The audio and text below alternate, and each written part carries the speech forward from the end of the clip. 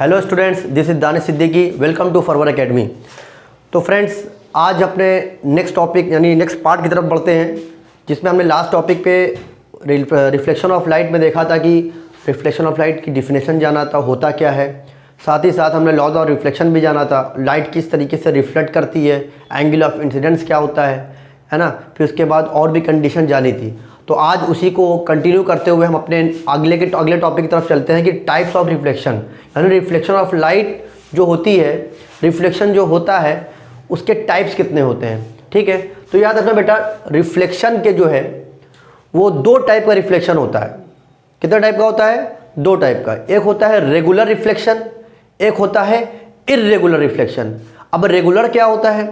Regular reflection ऐसे process, ऐसे phenomena को कहते हैं कि जब जिसमें रिफ्लेक्शन तो हो रहा हो, लेकिन जो लाइट आ रही हो, जिस सरफेस पर पड़ रही हो, वो सरफेस तुम्हारा पॉलिश्ड सरफेस होना चाहिए, स्मूथ सरफेस होना चाहिए। ठीक है, कोई खुदड़ापन नहीं होना चाहिए, ना ही कोई ऐसे होता नहीं कि इस रफ सरफेस नहीं होना चाहिए। जैसे कि मान लीजिए लाइट, ये एक सरफेस है, मैंने इसको पॉलिश कर दिया। ठीक है, इसको पॉलिश कर दिया और ये पूरा फ्लैट है, फ्लैट मतलब सपाट पूरा। अब यहाँ से लाइट आई तो क्या वो रिफ्लेक्शन लाइट होगा, लॉ ऑफ रिफ्लेक्शन को आकर करेगा, फॉलो करेगा। एक लाइट और पैरेलल आई, कुछ यूं चला गया। ठीक है, फिर एक लाइट आई, फिर यूं चला गया।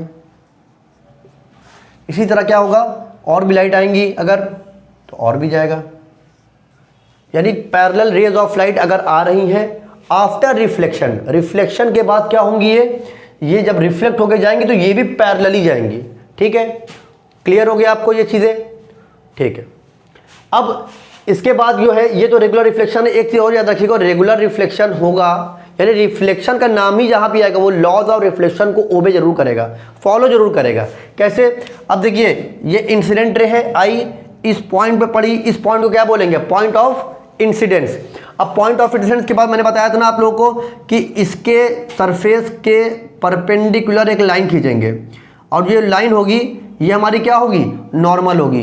ठीक, और फिर उसके बाद एंगल ऑफ इंसिडेंस जो होगा वो एंगल ऑफ रिफ्लेक्शन के बराबर होगा। तो यानी जितना एंगल ऑफ इंसिडेंस होगा, ये लाइन ऑब्लिक वाली आ रही है।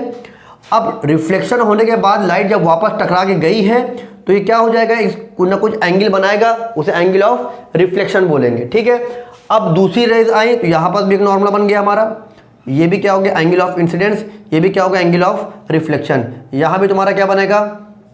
आई और आर। यहाँ भी तुम्हारा क्या बनेगा? आई और आर। यानी आप देख रहे हैं हर पॉइंट पे इस point of incidence, point of incidence, point of incidence बन रहा है। और क्या? एंगल आई बराबर एंगल आर, एंगल आई बराबर आर। यहाँ पर भी दोनों बराबर रहेंगे। और यहाँ पास ये भी जो दूसरी लॉ ऑफ रिफ्लेक्शन का दूसरा लॉ क्या था? Incident ray, reflected ray and the normal at the point of incidence all lie on the same plane. Same plane पे सब लाई करेंगे। ठीक है, तो उम्मीद है कि रेगुलर रिफ्लेक्शन आपको क्लियर हो गया होगा। और अगर मैं यही कह दूं ये रेगुलर है, ठीक है, और रेगुलर रिफ्लेक्शन का मैंने एक फिगर बनाया है। ठीक है, अब मान लीजिए इर्रेगुलर बनाना हो तो इर्रेगुलर के लिए क्या होगा? जो आपकी फ्लैट ज़मीन होगी, फ्लैट नहीं होगी, आप कुछ इस तरह होगी, ये रफ सरफेस हो गया। ठीक है, और मैंने इसको क्या कह दिया? मैंने इसको क्या कह दिया कि ये भी, इसको हमने इस तरीके से करा कि यहाँ पर लाइट क्या है? ओपैक है। यहाँ पे क्या है? लाइट आपकी आर पार नहीं जानी चाहिए। अब इस वक्त क्या हुआ? लाइट आई, मान लीजिए इस सरफेस पड़ी, रिफ्लेक्शन हुआ, कुछ मान लो ये चली गई आपकी, या थोड़ा आगे बढ़ा दिया मैंने, थोड़ा और कम कर देते हैं, कुछ यूँ टकराने की वजह से यहाँ चली गई। ठीक है, लाइट फिर इधर से एक और यहाँ पे आई पड़ी, ये इधर चली गई। ठीक है, फिर लाइट यहाँ पे ऐसे आई, ये इधर चली गई। तब आप इसमें एक चीज़ देखेंगे, कुछ लाइट ये आई, कुछ यूँ चली गई। देखिए, लाइट आ तो यहाँ पे क्या रही है? पैरेलल रही है, लेकिन जाने में क्या हो रहा है? यहाँ देखिए, रेगुलर रिफ्लेक्शन का एक कंसेप्ट पहचानने का तरीका ये है कि आने वाली पैरेलल, जाने वाली भी पैरेलल। यहाँ आ तो पैरेलल रही है, जा पैरेलल नहीं रही है। तो इसका मतलब ये जो सरफेस होता है, यानी किसी ऐसे रॉक पे लग गई, या कोई एक ऐसी जो है ज़मीन जो कुछ ऊपर है कुछ नीचे है, इस तरीके से अगर इस पर पड़ गई तो समझ लीजिए ये क्या हो रहा है? ये इर्रेगुलर रिफ्लेक्शन। इसी को क्या बोलेंगे? Irregular reflection. लेकिन एक ख़ास बात ज़रूर याद रखिएगा, ख़ास बात ये है कि इसमें भी रिफ्लेक्शन नाम जुड़ा हुआ है, इसलिए लॉज ऑफ रिफ्लेक्शन को फॉलो ज़रूर करेगा। ठीक है, ये दिमाग में रखिएगा। लाइट आई, टकरा गई है, follow reflection, laws of reflection को फॉलो ज़रूर करेगा। तो ये क्या है तुम्हारा इर्रेगुलर रिफ्लेक्शन। अब उम्मीद करते हैं कि आपको ये चीज़ क्लियर हो गई होगी। ठीक है, तो उम्मीद है आपको रेगुलर और इर्रेगुलर रिफ्लेक्शन क्लियर हो गया होगा। रेगुलर रिफ्लेक्शन मैं फिर से बता दे रहा हूँ, जब रेज ऑफ लाइट पैरेलल आ रही है, किसी सरफेस पर पड़ रही है, वो सरफेस क्या होना चाहिए, वो सरफेस पॉलिश्ड होना चाहिए। एक flat surface, polish, smooth surface होना चाहिए।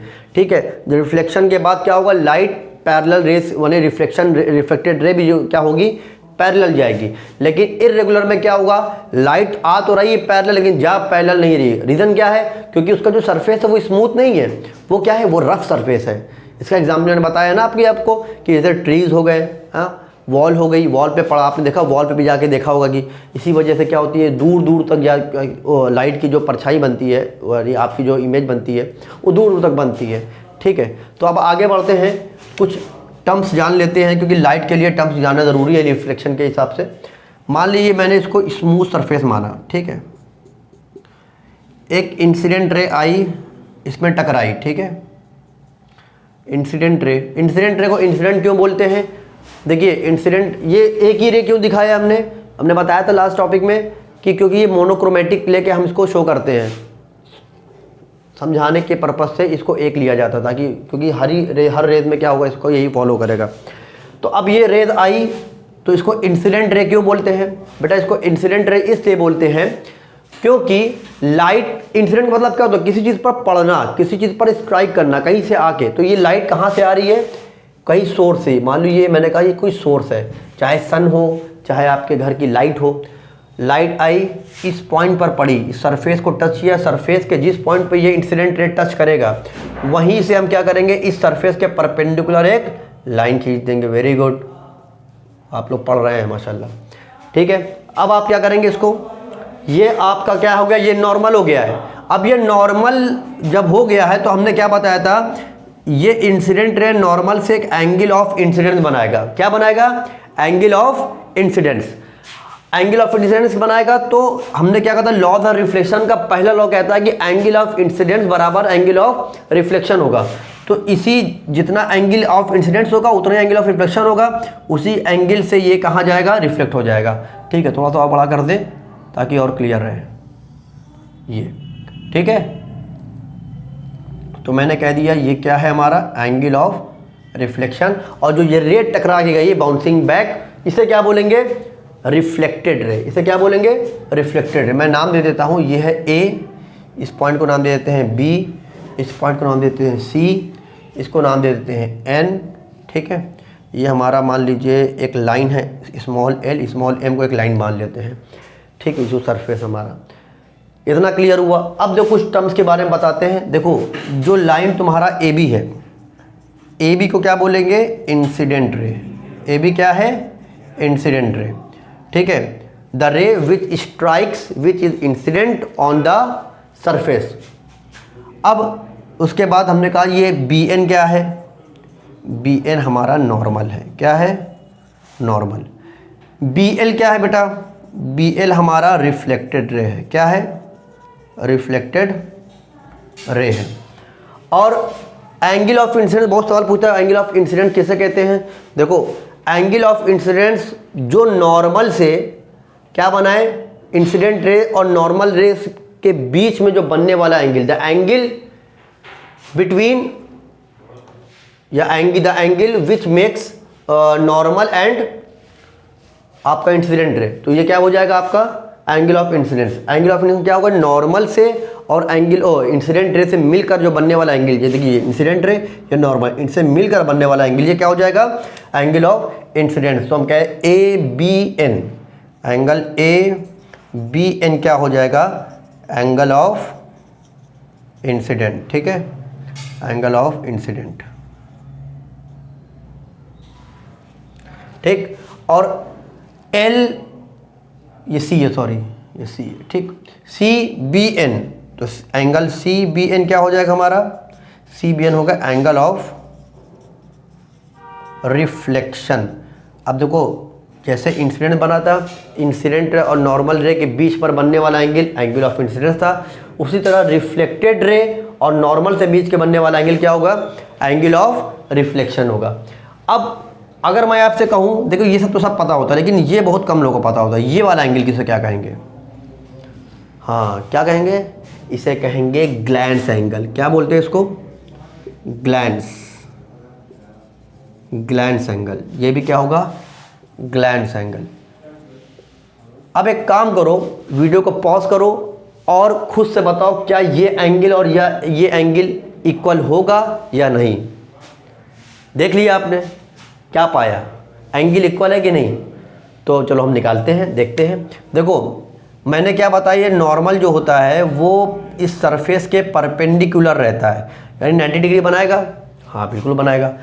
अगर मैं कहूँ ये और आई और ये आर बराबर है, तो ये बच्चा वाला एंगल क्या हो जाएगा? तुम कहोगे सर ये 90 माइनस एंगल आई होगा ना?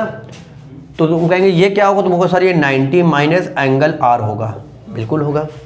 अब ये 90 माइनस आई 90 माइनस आर तो मिल गया, लेकिन अभी हमने क्या बताया, लॉ ऑफ द रिफ्लेक्शन का पहला लॉ, आई बराबर क्या होता है? आर होता है। तो इसलिए अब इसको हम क्या लिख सकते हैं? जब आई बराबर आर होता है तो आर को हम आई लिख सकते हैं। तो क्या ये बराबर हो गया? बिल्कुल बराबर हो गया। तो हम कह सकते हैं ये ग्लैंस एंगल ऑफ इंसिडेंस, इसे कहेंगे ग्लैंस एंगल ऑफ इंसिडेंस और ग्लैंस एंगल ऑफ रिफ्लेक्शन। तो ग्लैंस एंगल ऑफ इंसिडेंस क्या होगा? किसके बराबर हो जाएगा? ग्लैंस एंगल ऑफ रिफ्लेक्शन के।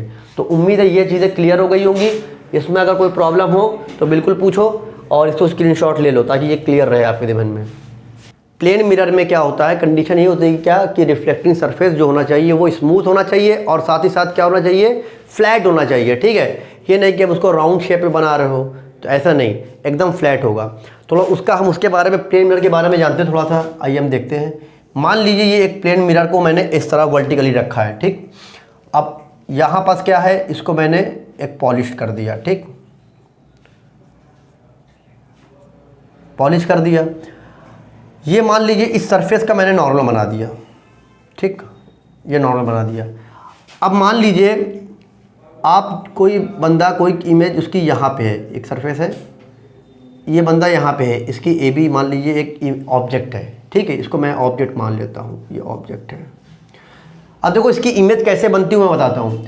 लाइट आई इस पर स्ट्राइक करेगी और आपको पता है लाइट, देखो यहाँ से लाइट आई इस पर स्ट्राइक करी, ये देखो ये नॉर्मल पर ही स्ट्राइक कर रही कि नहीं भाई, इस पॉइंट पड़ी और ये परपेंडिकुलर टू द क्या सरफेस है। तो अगर हमने बताया था लास्ट टॉपिक पर, अगर नहीं आया तो पुराना वीडियो आप देखो प्लेलिस्ट पे जाकर, उसमें क्या दिखाया गया था कि अगर इंसिडेंट रे नॉर्मली जा रही है, ठीक है, incident normally, when the ray of light incident normally on the surface, तो क्या होगा? इट रिफ्लेक्ट बैक उसी सेम डायरेक्शन में, उसी सेम डायरेक्शन में बिना अपने पाथ को चेंज किए हुए उसको रिट्रेस कर देगी। ठीक है, लेकिन अब हमें बताना है, क्योंकि ये प्लेन मिरर की इमेज कहाँ बनती है? प्लेन मिरर की इमेज बनती है इमेज के मिरर के पीछे। ठीक है, तो हमने कहा कि कुछ इसको थोड़ा मैं पीछे ले जाता हूँ। ठीक है, इसको मैं पीछे कर रहा हूँ। अब दूसरी एक रे मान लो यहाँ पे आई, इस पे लाइट पड़ी, ये पॉइंट पर ये इंसिडेंट रे आई ऑब्लिक्वली आई, इसको तिरछी लाइन जब आती है उसको क्या बोलते हैं? ऑब्लिक्वली। तो इंसिडेंट रे इसे पढ़ने के बाद क्या होगी? रिफ्लेक्ट होगी, इधर जाएगी ना, भूल गए क्या? रिफ्लेक्शन का लॉ ऑफ रिफ्लेक्शन भूल गए लग रहा है आप। तो उसमें क्या होगा? ये एंगल ऑफ रिफ्लेक्शन बनाता है, ये क्या बनाएगा? Angle of reflection. अच्छा, इस कंडीशन में क्या होगा? यही इंसिडेंट रे है, यही रिफ्लेक्टेड रे है, तो जानी तो ऐसे चाहिए थी, लेकिन हमने इसको क्या किया? पीछे किया। तो अब हम इसको भी पीछे करेंगे। देखो पीछे करा, करते गए, यहाँ कहीं इमेज आपकी बन रही है, यानी यहाँ पे क्या हुआ? पॉइंट को काट रहे हैं। अब यहाँ से हमने क्या बना दिया? इमेज बना दिया। तो इसकी इमेज क्या बनी? इसको नाम देते हैं ए डैश बी डैश। तो ये प्लेन मिरर इसी तरह काम करता है कि अगर आप ऑब्जेक्ट यहाँ रखा है तो इमेज कहाँ बनेगी? उसके मिरर के पीछे बनेगी, और ये इमेज क्या होगी? वर्चुअल होगी। वर्चुअल इमेज क्या होती है? जो एक्चुअली मीट नहीं करती है बट एपियर्स टू मीट होती है। जब उसको हम पीछे डाइवर्स करते चले जाते हैं तो एपियर्स टू मीट, जहाँ देखो हमने इसको डाइवर्स किया, पीछे गए, इसको पीछे ले गए, और एपियर आपको एक्चुअली ये मीट नहीं करी, लेकिन आपको लग रहा होगा कि लाइट जो ये आ रही है कहीं इधर से निकल के आ रही होगी, ये लाइट ऐसे जा रही है इधर से निकल के आ रही होगी, लग रहा है। तो इसी को क्या बोलते हैं, वर्चुअल। तो अब इसी यानी डायग्राम से हमें कुछ चीज़ मिलती है, प्लेन मिरर के कुछ कैरेक्टरिस्टिक्स समझ में आते हैं। वो क्या है, पहली चीज़ ये कि प्लेन मिरर की जो इमेज होगी वो क्या होगी, वर्चुअल होगी। क्या होगी, वर्चुअल होगी। दूसरी चीज़ ये देखो, इमेज ऊपर थी तो इमेज यहाँ पर भी ऊपर ही पाई गई, यानी इमेज वर्चुअल के साथ साथ क्या है, वर्चुअल के साथ साथ इमेज इरेक्ट भी है, सीधी है। इरेक्ट का मतलब क्या होता है, इरेक्ट को वर्ड और बोलते हैं अपराइट। क्या बोलते हैं, अपराइट। यानी इमेज क्या होगी, सीधी। ऐसी नहीं कि आप शीशे में देखोगे तो सारा ऊपर दिख रहा है, पैर नीचे दिख रहा है, ऐसा नहीं दिखेगा।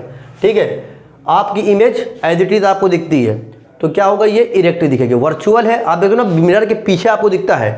तीसरी चीज क्या होगी, इमेज जो है अगर यहां से मिरर से लेकर आपके ऑब्जेक्ट जहां खड़ा हुआ है, तो वहां पे अगर मान लीजिए 5 सेंटीमीटर की डिस्टेंस है, तो इसकी इमेज भी 5 सेंटीमीटर पीछे दिखेगी। ठीक है, 5 सेंटीमीटर जो भी इमेज यहां पे आपको दिख रही है, सेम टू सेम उसी के पीछे दिखाई देगी। तो इसमें आप लिख लीजिए कि इमेज जो होगी, image formed in equal distance as object. ठीक है, आप देख लीजिएगा अपना।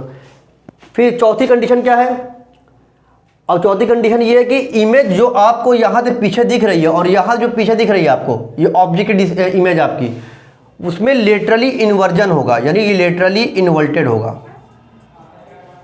लेटरली क्या होगा, इन्वर्टेड होगा। अब लेटरली इन्वर्टेड का मतलब क्या होता है, आपने कभी देखा होगा कि आप अपने शीशे के सामने खड़े हो जाएं और आप अपना राइट हैंड को ऊपर करें, तो आपके इमेज में, यानी आप शीशे के पीछे देखोगे तो आपके राइट हैंड के हिसाब से उसका लेफ्ट हैंड उठा जाएगा। ठीक है, तो इसी को बोलते हैं क्या, लेटरली इन्वर्टेड इमेज। अब लेटरली इन्वर्टेड को समझने के लिए समझे कि ऐसी इमेज जो कि आपका वर्टिकली राइट यानी 180 डिग्री पर क्या हो जाए, रिफ्लेक्ट हो जाए। देखिए, मान लीजिए, इसको समझाने के लिए समझाते हैं आपको। ये मान लीजिए मैंने वर्टिकली एक लाइन खींचा, यहाँ मैंने लिखा जे। अब मैंने कहा जे को आप पलटिए, उल्टा फ्लिप करिए और इस तरह फ्लिप करिए कि वो ऐसे हो जाए, तो कुछ आपको जे ऐसे दिखाई देगा। ठीक है, इसी तरह अगर मैंने कहा ई बनाइए, तो ई आपको कुछ इस तरह दिखाई देगा। इसे क्या कह रहे हैं, आपने किसी चीज़ को ऐसे पलटा, 180 डिग्री पे पलटा। देखिए, ये ऐसे जे था, जे को आपने क्या कर दिया, इधर से ये पलटा, तो समझ में आ गया, वर्टिकली पलटा गया और 180 डिग्री पर पलटा गया। ठीक है, तो इसी को क्या बोलते हैं, लेटरली इन्वर्टेड। तो आपकी इमेज जो बन रही है वो कौन सी बन रही है, लेटरली इन्वर्टेड इमेज। तो लेटरली इन्वर्जन की डिफिनेशन आप समझ लीजिएगा, वही चीज़ है कि ऐसी इमेज जो रिफ्लेक्शन होने के बाद क्या हो जाए, 180 डिग्री पर फ्लिप कर जाए। आपने बाकायदा कैनवा वगैरह यूज़ किया होगा, या आप कभी इमेज एडिट करते हो, उसमें ऑप्शन आता है कि इसको फ्लिप करो। फ्लिप का एक ऑप्शन आता है, अगर महंगा मोबाइल यूज़ करते होंगे तो आता होगा। ठीक है, फ्लिप करके एक ऑप्शन आता है, फ्लिप पे आप जाएंगे, उसमें लिखा फ्लिप वर्टिकली, फ्लिप हॉरिजॉन्टली। अगर आप हॉरिजॉन्टली करोगे तो कुछ ऐसे हो जाएगा। देखिए, अगर ऐसे है तो हॉरिजॉन्टली क्या होगा, पलट के ये कुछ तुम्हारा, देखिए नीचे आ जाएगा और ये कुछ ऐसे हो जाएगा। देख लीजिए, आप इसको उठा के पलटेंगे, ऐसे बन जाएगा आपका, कि ये होगा हॉरिजॉन्टली और ये क्या हुआ, वर्टिकली। आप देखते हो अपने फोटो के साथ करते हो, फोटो में आप इधर देख रहे होते हैं, लेकिन उनको फ्लिप करोगे तो इधर दिखाई देगा। इसी को क्या बोलते हैं, लेटरली इन्वर्जन। तो उम्मीद है ये चीज़ क्लियर हो गई होगी। पहला क्या है कि वर्चुअली बनेगा, दूसरा इमेज क्या बनेगी, इरेक्ट बनेगी, और तीसरा क्या बनेगा, इमेज फॉर्म जो मिरर के front in front of the mirror, जो आपका ऑब्जेक्ट जहां जितना डिस्टेंस पर रखा होगा उतने ही डिस्टेंस पर क्या होगा, आपका इमेज भी रहेगी। ठीक है, तो उम्मीद है क्लियर हो गया होगा। अब नेक्स्ट टॉपिक हम बहुत जल्द लाएंगे, ये सीरीज चल रही है, तो उसमें हम स्फेरिकल मिरर को कवर करेंगे। स्फेरिकल मिरर के साथ साथ हम उसमें इमेज का फॉर्मेशन भी देखेंगे, वो हमारा लास्ट टॉपिक है। फिर हम न्यूमेरिकल के साथ इस रिफ्लेक्शन को ख़त्म करेंगे, फिर हम रिफ्लेक्शन की सीरीज शुरू करेंगे। तब तक के लिए आप हमारे चैनल से बने रहें, ज़्यादा से ज़्यादा इसको जो है शेयर करें, लाइक करें, सब्सक्राइब करें, और अगर कोई डाउट हो तो कमेंट में ज़रूर छोड़ें। ठीक है, थैंक यू।